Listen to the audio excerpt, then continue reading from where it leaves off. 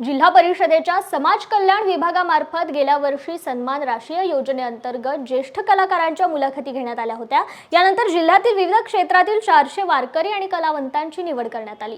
या वयोवृद्ध कलाकारांची मानधनासाठी निवड होऊन 6 महिने उलटले तरी समाज कल्याण विभागाने अद्याप मानधन देण्याची कार्यवाही केली नसल्याने कलाकारांनी आणि धुळे शिवसेनेने क्यू माइन क्लब ते जिल्हा परिषदेपर्यंत कलाकारांच्या मानधनाच्या मागणीसाठी मोर्चा काढलाय।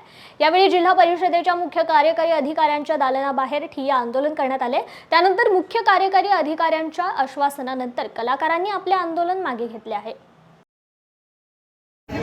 रामकृष्ण आज धर्मवीर आंबेडकर यांच्या जिल्ह्याच्या वतीनं कलावंतांच्या विविध मागण्यांसाठी एक दिवसीय धरणे आंदोलन केलं होतं। 2 वाजता जिल्हा परिषदच्या शिवून आम्ही निवेदन आहोत। 6 महिन्यापासून निवड झाली, परंतु अजूनही कलावंतांच्या खात्यावर मानधन पडत नाही।